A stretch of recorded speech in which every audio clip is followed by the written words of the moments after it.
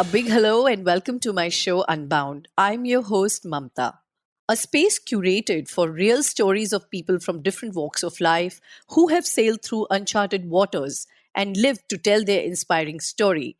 Unbound is a deep dive into their journeys to unravel, unearth, uncover various facets of their lives as they remain unstoppable and continue to do the unthinkable.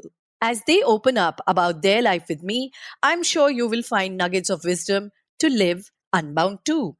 So let's unbound together. Hello and welcome to Unbound. I'm your host Mamtaa.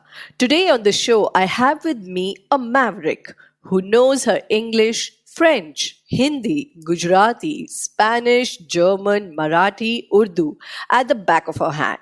She has taken upon herself to solve complex problems of the world. Brainstorming, innovation, and helping businesses expand into international market is a passion that she has rather taken seriously. A market expansion expert, co-founder of Learnero, an e-learning platform that focuses on extracurricular activities, be it India, Europe, or Latin America. She has been resetting the growth trajectory of businesses across geography. A linguist by choice, an actor by heart, her depth of interest in performing arts and business education is equally real. When away from work, you can catch her teaching, exploring nature, traveling, and further building on her love for theatre and films. She is young, fiery, and insatiable. She is Khushi Mehta. Hi, Khushi. Welcome to my show, Unbound. Thank you for those kind words. It's really sweet of you. Yeah, so where does this whole thing begin? Being a student and a CEO at the same time. How have you held, donned so many hats and held so many positions so early in your life? This is a tough question because I would say it was not easy at all. And it's still quite tough for me to adapt to different things because, of course, moving from your house, away from your parents, in a country where you don't speak their language. I mean, I do speak their language, but it's not the same when you are native, So it was all a mix of different emotions and work, of course, while it increased my confidence tremendously in myself and in my work ethic. It also pushed me beyond my limits to be someone I could see myself being when I was younger. This is so awesome. I mean, did you always knew this is where you wanted to be, a CEO and a student at the same time, and that too more than two companies while finishing your education? Did you knew, or did you had any vision that okay, this is how I'm going to end up? I would say for me, I wouldn't take the title that seriously because I feel like it's much more than that. At least for me, the more I take it seriously as the title, the less I start focusing on what I'm actually doing and what impact am I actually creating.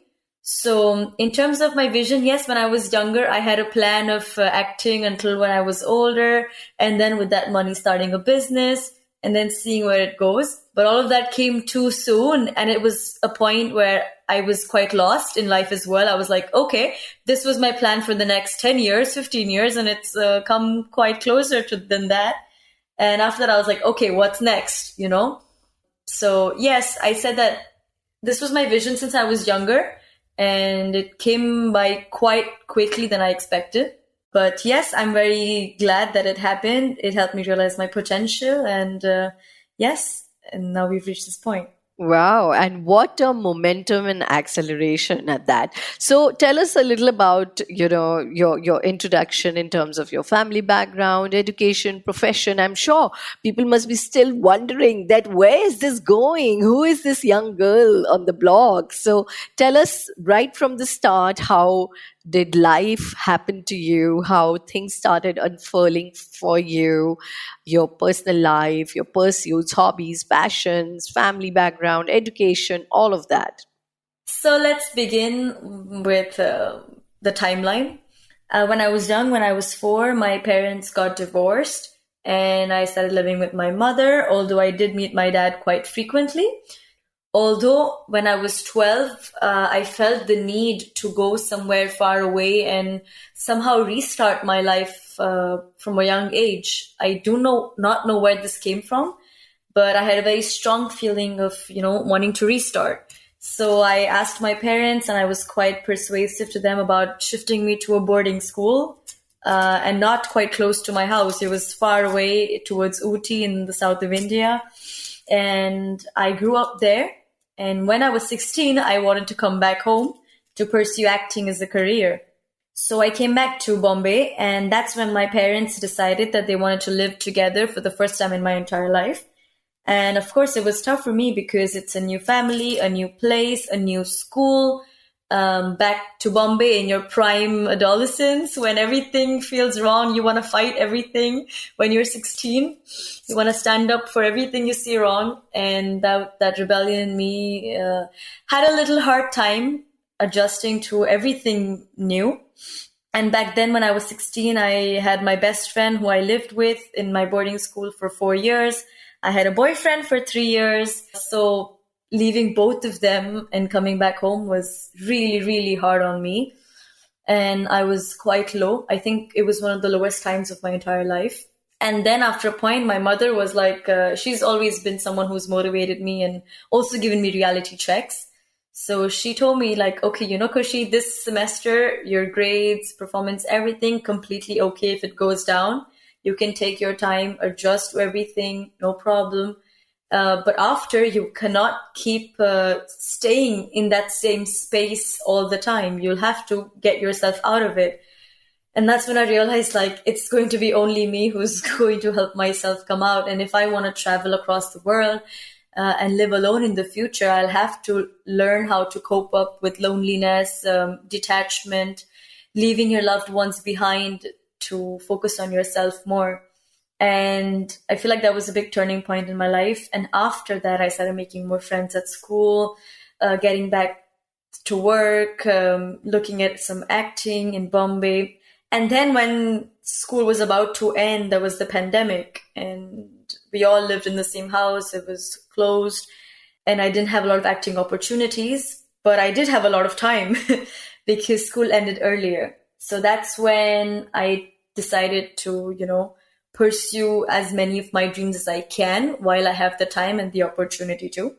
And back then I was going to go to UCL in London after some of my acting experiences. I was going to take a gap year actually and try my luck in Bollywood, see how it works out for me because it's not for everyone, Hard work is not the only thing that gets you ahead in Bollywood. So I do not know if my luck was going to favor me. So I decided to take a gap year and then go to UCL in London and pursue linguistics. But something happened and I gave a lot of auditions during summers and I didn't get any of the roles and I was quite disappointed. And towards the end, one of my casting directors was like, Khushi sent us an audition for this particular serial. And I was like, sir, no, abhi nahi. Bahut audition kiya hai and I think I'm going to give up at this point. Mujhe nahi karna, ye chalega. And he's like, Khushi, do it. And I was like, sir, it's 5 days of shooting, so much hard work. It's okay, drop it. And then I didn't give the audition at the end. And 2 days later, I get a call from him saying, Khushi, you're shortlisted for that role and you have to go for the shoot this weekend onwards. And I was like, sir, I didn't audition for it. And he's like, yeah, I sent them all your other auditions and you're in it. And that was my first proper, acting gig where I was an episodic main character. But after that show, I realized that it's not my cup of tea, acting. And that was quite life-changing for me because I dreamt of it all my life. I think life is on that chase with you, Khushi. You are not chasing life. Life is chasing you. So this is so interesting. You are, of course, one of the youngest guests on this show, and I don't think anybody will be able to beat your record. but this is a very, very interesting, story come life that you are living, and we would obviously want to know a lot more that how did this whole thing about becoming an entrepreneur, chasing a purpose in life, and then going and establishing your own venture like a Learnero when you're still in your peak of your learning phase. So how did this turn around that happen from, chasing your dreams to saying that no, now this is the time that I want to do something for others? I would say that this was also, again, when I was auditioning, that those few months, July, August 2020, was the peak of all of these realizations for me. So while I was acting, I already started Learnero beforehand, and I was looking to continue drums because I was a drummer in a rock band before. And I was like, I have the time and the space, let's continue it. And I tried looking for a lot of courses online, and I couldn't find any of them. So I was like, I have the time, and let's try making something that allows you to learn extracurricular activities online. And this was completely a fun project for me because by nature, I'm a little workaholic, and I can't sit still in one place for a long time. And I started this project, and I just put it up on LinkedIn saying, I have this idea and I want to do it. And to my surprise, it gained a lot of attention. And I was quite shocked because I had a lot of teachers calling me, people calling across the world saying, I want to help you with this. And I was like, yeah, but I don't have money to pay you. And they're like, yeah, no problem. We'll just do it with you. And I was like, really? And that's when I realized the impact this could have had, to other people, and how many people out there are willing to support you when they don't even know you. And that's when my passion for entrepreneurship kicked in even more, when I realized that good ideas do get a lot of support, and there are really, really good people out there wanting to help you and believe in you, more importantly, because my partner, he's 40 to 45 years old, and he believed in me since the very start, even though I was 18 and just starting college. And so, yeah, I think that's when my interest in entrepreneurship kicked up. And Rakesh was my partner. He helped me a lot in Learnero. He believed in me, trusted me, and took it to a point where I wouldn't have imagined it to be. And my mentor, I got a mentor back then. His name is Tanuj. He's the CEO of Square Yards in Dubai. And he also, pushed me quite a bit through my entrepreneurial journey and built my confidence up tremendously, apart from my family, of course. That's it. Yes. So all of this happening sans any professional qualification or an aid which says, like a tag like an MBA or any kind of a diploma in entrepreneurship or doing any kind of business experience or anything. So this just happened so naturally and so organically and so soon for you. Do you think you were even prepared for it? I still think I'm not prepared for it at this point, because the thing with this age is you're battling between wanting to live your youth completely versus making a future for yourself. And all this time, I was quite torn between these two choices, because my life at 18, 19, it came to a point where I was working 100 hours a week, even though I really, really wanted to go out. And, you read these blogs online saying, miss your parties now and, build your wealth.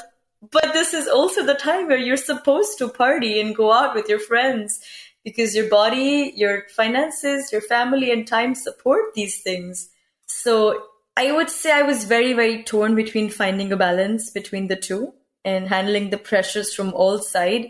The fear of missing out, the FOMO of, not going out, and the FOMO of not building a future for yourself and doing something different.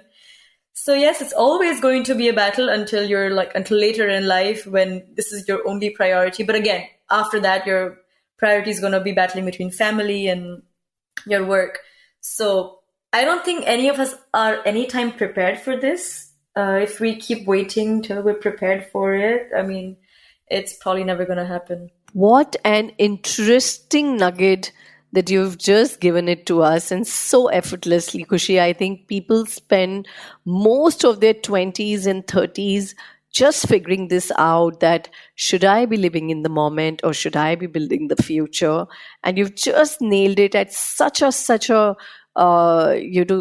crucial juncture of your life, where you're at the peak of your youth and you're also thinking future, and you're also living the present. So kudos to you, girl. Really, this is admirable.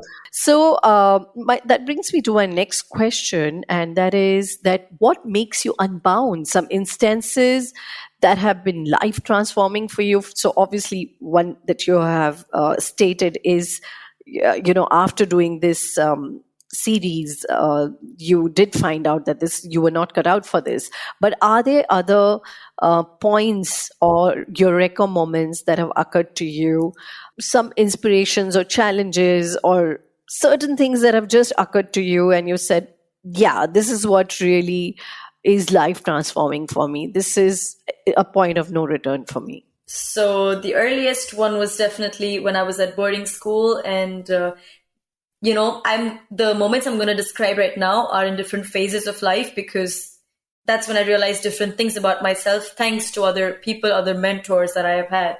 So I'm going to give a short description of all of them so you'll understand it better.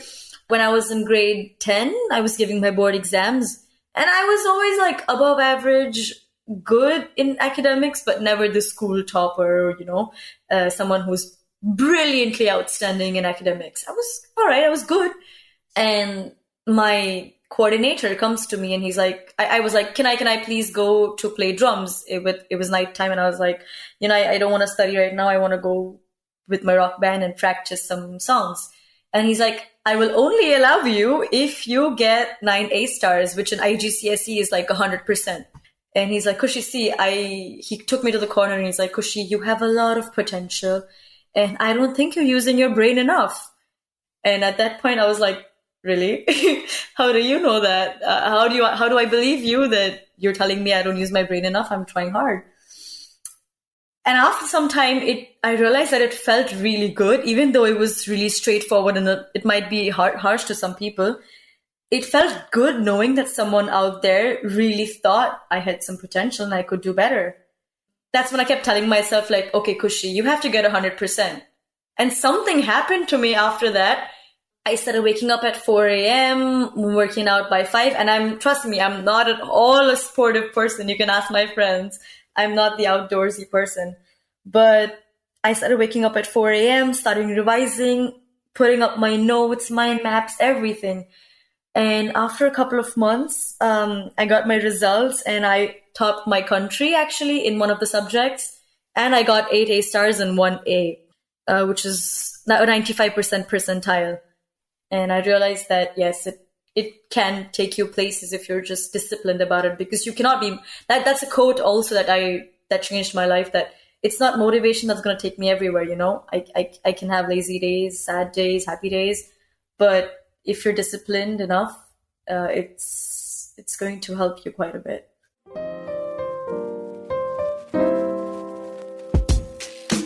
At UnBound, we believe in the power of unhinged minds and untamed ideas of everyday people. As we sit to talk with some of them, we are listening to your voice too. So share your thoughts, ideas, and takeaways from this podcast as a review on Apple Podcasts, or just drop us a message on Instagram at d.mamtaa. And remember to follow and subscribe to this podcast to stay connected with us. And now, back to our UnBound conversation. This is so awesome. I mean, I can really go back in that moment with you when you said that this person looked at you in the eye and just, it's like something at the level of the soul transforming that just happened to you after this talk. And this is so incredible, because so many times, so often we see this happen that our teachers or mentors or people who really are parents who believe in us, they can see so much beyond in us, and it's so incredible that how 100% convinced that we are in that moment that what you're talking just doesn't make sense, or you have an idea of me in your head. But that, if you just keep that judgment about yourself aside, there is so much you are capable of, and those seasoned people or veterans, if I may say, that they can look through you. So what are some of the biggest challenges and fears that you have faced throughout, or have been, like big themes of your life, and you had to really face them squarely and say that, okay, I need to go past them, and that's what has made you transform into the being that you are today? So I would say there are three main fears, or I would say insecurities that I conquered. The first one would be definitely the fear of failure, because if you have a pattern, which I did at a young age, to keep doing different things all the time, and when I don't reach my expectations, I was really, really hard on myself, and I had a constant fear of failing, of not achieving my expectations, of disappointing other people. And that really created a lot of pressure on myself. And it came to a point where sometimes I used to just forget to let it go. The fear of failure was one fear, which is highly developed because of our education system, to be honest. The second fear was I wouldn't say it's a fear, but it's a toxic habit to always have everything in control. Having a controlling nature, say, and it's not just in working environments where you want to be in control of yourself.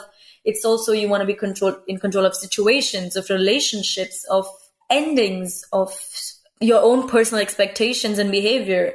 And you cannot always control yourself, other people, situations. And again, it traces us back to being able to let it go and just be with yourself and let other things, and not react to them because you're not in control of them, because you can never control everything. It came to a point where everyone was criticizing me because of different impacts that ADHD had about myself, And I realized that, Khushi, I'm the only one who knows what I'm going through at this point. And everybody else, of course, they love you and they're giving their feedback to make it better, make life better for you. Believe in yourself, trust yourself, and be kind to yourself. It's okay. All right, all right. So, what about some judgments, others' judgments, notions, preconceived ideas, people who have, maybe strong judgments about you as a person or towards your work, profession, choices? How do you deal with those kind of things? So for me, after restarting my life 4 times, if there's something that I really, really realized, is that everyone is speaking from their life experience. And humans, we've all created this world together. And everyone who's contributed to even the smallest growth in the global economy has done it through their own personal experience, personal life. So any judgment that comes towards me is, at the end of the day, someone's opinion based on something they have experienced. So nothing can really be right or wrong, because again, something that seems right to me can be wrong to someone else, and vice versa. So I really do not take anyone's judgment personally. That doesn't mean I don't listen to them, of course. It really depends on who the person is also. Listening to the judgments is one thing, taking it personally is one thing, and criticizing yourself and believing everything everyone says about you is another thing. So in my opinion, I've been really distant towards other people's opinions. I take it from a third person perspective. I like it, I accept it. I don't like it, I don't remember it. And it's easy. May the ways be always so easy for you, Khushi. What are some of the patterns you have identified in yourself which you had to really break? You knew that this is tough for me, but I have to break it to get somewhere in life. So, any such identified patterns? Although, it's very glorified, saying, oh, you have to work 100 hours a week to get ahead in life. Yes, of course you have to work hard, but that's not the only thing that gets you ahead in life. And what does ahead in life even mean, Everyone has a different definition of it. So for me, I had to really break my pattern of constantly wanting to work, constantly wanting to be productive and produce some output all the time. And I had to take a break for my health, for my mindset, to just put everything aside, be with myself, enjoy nature, enjoy the moment, and not run behind something all the time. So that was one pattern that I really had to break. And the second pattern was, again, as I mentioned earlier, being kind to myself and others. no one's trying to harm you all the time. Everyone's doing it for a reason that comes from their experience. So, and you don't know what they've gone through, and they don't know what you've gone through. So it's the best to just be kind, not react to things, and be rational about most of it. Awesome. What about role models, Khushi? People, who have personified or modeled as inspirations in your life, and how, like, are these people who are really there in your daily life, your loved ones, your parents, etc., or are these people who are world ideals? Whom do you really look at as role models? So for me, my role models are not people I see on TV or in magazines. Like, it's very easy for me to say, I really admire Elon Musk and I want to be like him, or Bill Gates. But for me, I don't know their life. I only see what's shown to me. So I really choose not to believe in any of those things. I mean, they're inspiring, really good for them, and it's good to learn from them. But for me, role models are people I really see in everyday life, people I've worked with, people I know, I love, and whose reality I actually know, their flaws and the good parts too. So for me, I would say I have 4 different role models. My family, my mother, my father, my grandparents, who teach me that you need to learn to be unconditional about things. Don't expect when you're giving. And, people you love, you should always be there for them, and they will always also be there for you, but don't expect it. Just give, and don't take too much. And my second role model was my partner who started Learnero with me. It was that you need to learn how to trust people. You need to learn to believe in them. And age, education, all of these things are just numbers. And although they do define a lot of elements about a person, it's not everything about them. He really inspired me in believing in myself. The third role model would be my mentor, Tanuj. He also believed in me, after one phone call, and he's helped me a lot, connecting with people, believing in myself, always being there. And it's a lesson for me that, people across the world who you don't even know can help you change your life so much. And I should do the same with other people. Be open to receiving and believing in other people too. And the fourth one would be, of course, my younger self. I believe she's gone through a lot.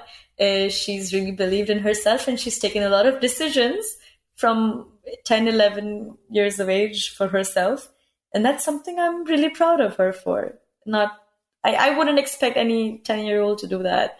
And she was something else altogether. And every time I feel bad about myself, every time I feel low in life, I just remember my younger self, talking to me sometimes, being like, Khushi, you are who I wanted to be when I was younger right now. So just keep going on. So yes, those are my 4 different role models. My God, those are golden words, Khushi. And I'm just, in awe of what you just said. So beautiful. How many times are we really able to look back at our younger self with so much, what should I say? So much love and so much compassion. And what you just said, that this is exactly who you are, what I wanted you to be. So really very, very, very heart-touching that was, Khushi. So that brings me to the next question, which is about movies, travels, interactions, shows, things that influence you or your decision-making. Of course, you have spoken about the role models, but other things around in the world, maybe travel, interactions, things that have been life, again, transforming for you, one movie, one scene, any show, any travel, interaction that has helped you make decisions and choices in life? I'd say for me, my favorite movie is more inspiration. I would say it's 3 Idiots. I really, really like that movie quite a bit. And it has a lot of deeper meaning in it. It has a lot of different perspectives in it. And that movie did change my life quite a bit, because it really taught me to find meaning behind everything that I'm doing. And it's not just work, it's also meaning behind what I'm learning, meaning behind the people I'm spending time with, meaning behind my emotions, and do everything with a purpose and with a meaning. That's a movie that changed my life quite a bit. And one trip was my trip for my university to London. It changed my life completely because there hasn't been any going back, because from London I moved to Paris, and now my journey in Paris is coming to an end. I'm going to move to Berlin for a year, and then perhaps to Colombia. It's going on and on and on. It opened the whole world for me. So life did change depending on the people I met, the instances I had, and the opportunities I got. Yeah, I mean, a global citizen in so many words. Excellent. And that too at such a young age. Enviable. So, going back to the question on books, do you like reading? Are you currently reading something? Yes, I do like reading books, but I wouldn't say I'm someone who reads books all the time. Um, so I would say that I I have never read a fictional book in my life apart from school. I'm not someone who reads for fun in terms of fictional books, but I did read a lot of self-help books. I do like reading self-help books quite a bit, and I'd say a couple of books that helped me change my perspective on a lot of things was very basic, but one of the most important books, How to Win Friends and Influence People. It's very basic, but it does change a lot of things for you and interpersonally. And my mother used to read me her MBA books when I was very, very young, because she was doing her degree at that time. So even though it's an academic book and it sounds really nerdy of me to say this, but it just helped me understand there's so much depth to so many things across the world. And that means everything that has a depth has a lot of opportunities in it. Wow, wow. And what about things that anchor you back in life?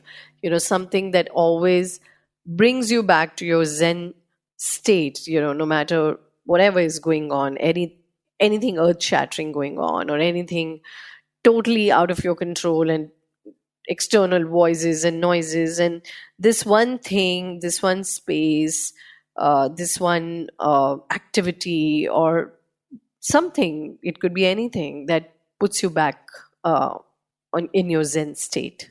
For me, I would say it's traveling solo. Whenever I feel like life is too overwhelming, I'm having too much of something, I just book a ticket, and it doesn't have to be, some other country, or you don't need to have like $1 million to travel all the time.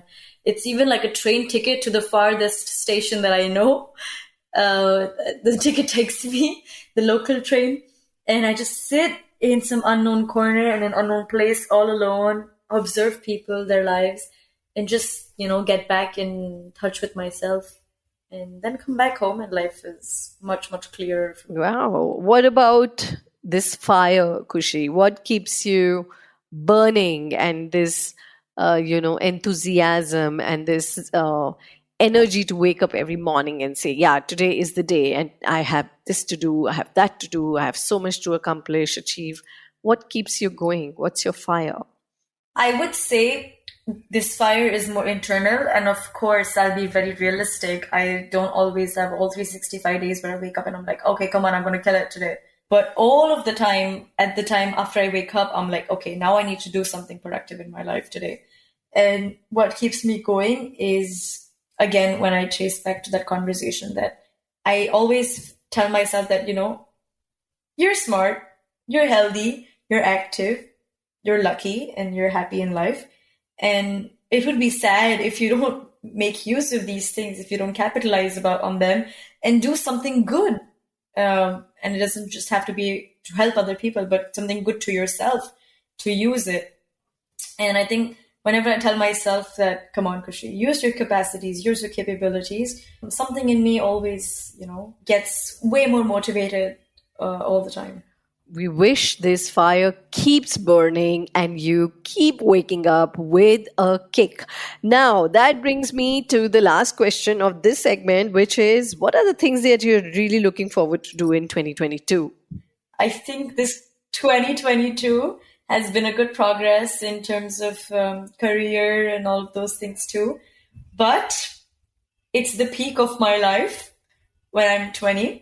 I have the ability to take risks, and I want to take risks. I'm going to be moving to Berlin. It's a new country, and I've never visited Germany in my life.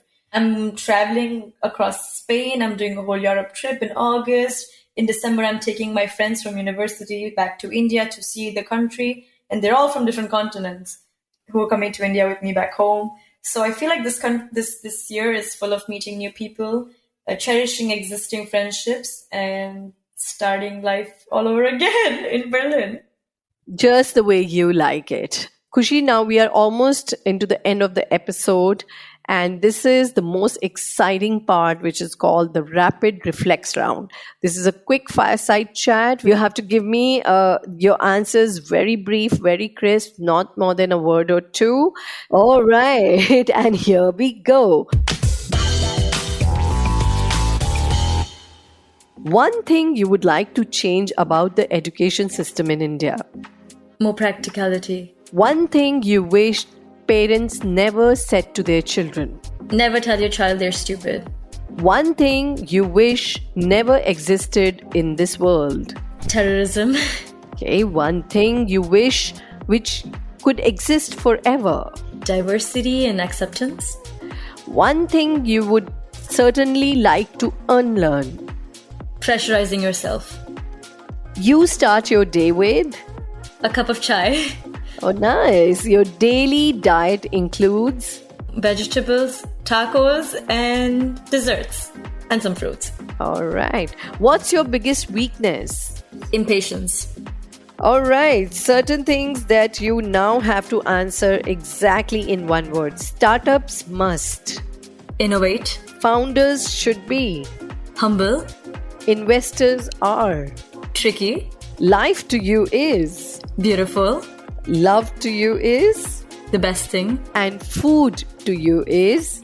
Essential. All right. With that, we have come to the end of the show, and you have done very, very well. Thank you for being truly unbound, Khushi. My pleasure, Mamta. Thank you so much for having me here.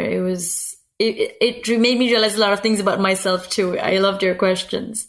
Thank you. And as they say, on the parting note, I would just want to say these quick few words to you, that education is the most powerful weapon which you can use to change the world.